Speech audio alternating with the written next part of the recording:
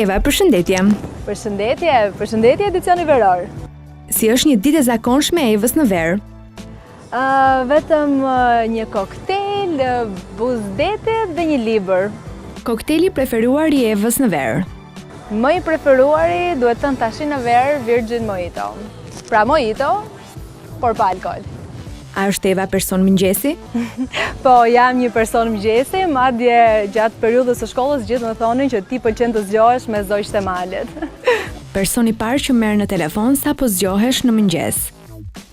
Ai që do të takoj për punë, me siguri, çfarë lloj projekti jem duke bërë në ato momente. Aplikacionet më të shpeshta që përdor gjatë ditës? Instagrami dhe Facebooku. Jem gjatë gjithë kohës në kontakt me rrjetet sociale. Instagram apo TikTok? Instagram, nuk e di, nuk u bëra kurrë fan se TikTokut. Bikinit e preferuara? Braziliane. Eva me make-up apo pa make-up në plazh? Pa make-up fare në plazh, vetëm nëse jam duke xhiruar.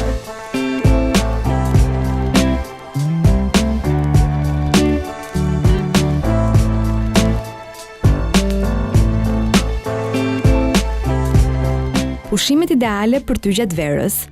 Mjafton që të jetë qetësi, mua më pëlqen relaksi dhe dua ta shijoj në maksimum. Udhëtimi që mezi pre të bësh? Tani Mykonos. Sipas Evës, më mirë single apo në një lidhje gjatë verës? Po, vera është për single. Mes moderimit dhe aktrimit, kë do zgjidhte Eva?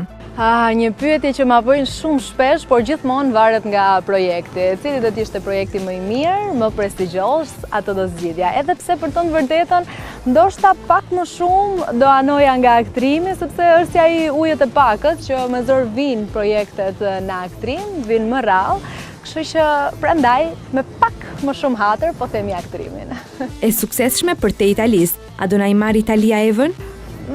Drejta sa rruga është dhe për të vërtetën po bën oferta goxha tunduese, por absolutisht zemra ime do të mbetet gjithmonë këtu në Shqipëri. Do të shkoj në Itali, do të shkoj e do të vi me projekte të ndryshme.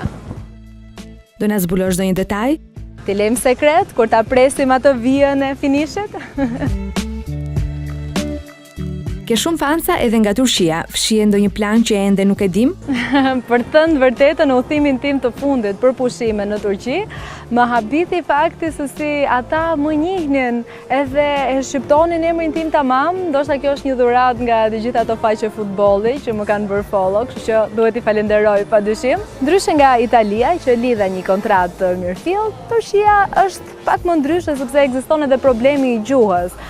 Por jam në bisedime sipër me persona të ndryshëm të showbizit atje që të nis të bëhet pak më zyrtare ky pëlqim midis meje dhe Turqisë. Si përfundoi Xhan Yaman Instagramin tënd? Rrjetet sociale e kanë bërë botën shumë të vogël, kështu që patëm një misi.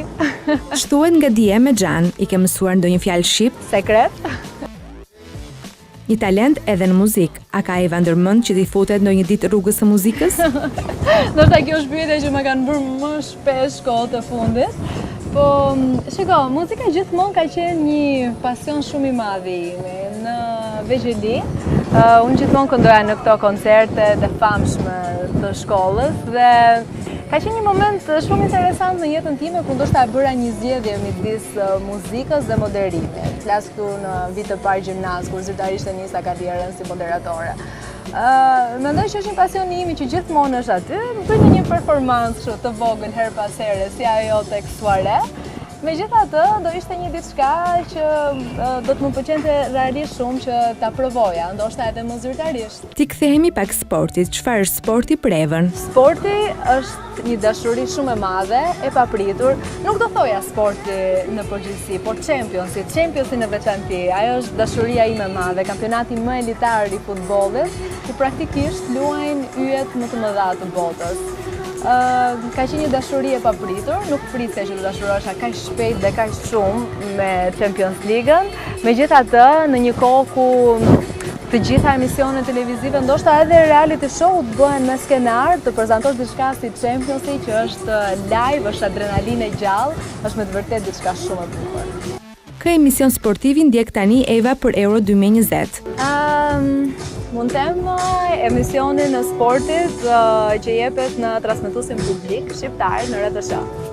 Cilën nga futbollistët ka flirtuar me Evën? Nuk di se çfarë emri do të them përpara, do kështu në rang ballkanik, do në Europë, do që lua në Champions. Na zbulon ndonjë emër për secilën kategori. Këtu tek emrat, pastaj bëhet sekret, sepse unë nuk jam kiss and tell. Po nga të ftuarit në emisionin tënd, a ka flirtuar dikush?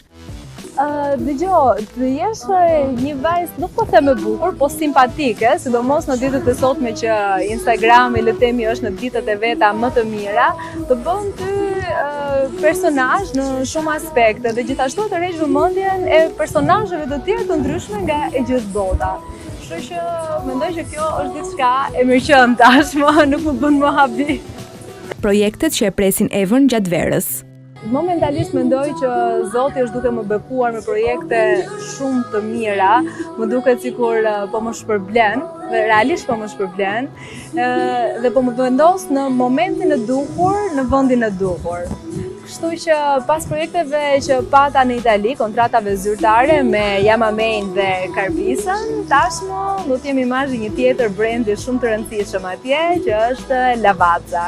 Kafja e fans të Lavazzës dhe shumë shpejt do të ikë atje, ta zyrtarizoj kontratën dhe të bëj edhe një vizitë jo vetëm në fabrikën e Lavazzës, por edhe në muzeun e tyre, që më duk vërtet shumë interesante dhe me zor po pres ta provoj si eksperiencë. Dhe për ta mbyllur sa më mirë këtë bisedë, na tregon moton e jetës tënde. Nuk mund të them për moto, po ndoshta një ndër shprehjet më të veçanta që ma ka thënë gjyshi im kur ka qenë e vogël, është një poezi e Pushkinit. Mos u ngrys prej dëshpërimit nëse jeta të zhgënjen, hesh në ditët e mundimit, rishtës ditë e gazit vjen. Dhe mendoj që praktikisht kjo ka qenë një farë motoje e jetës time, sepse nuk jam dorëzuar kur edhe në ditët më të vështira, por kam vendosur të eci përpara. Kështu që tani mos ta bëjmë dhe kaq shumë serioze këtë intervistë, meqense jemi në edicionin veror, jemi në verë dhe vash, ta bëjmë një pyetje.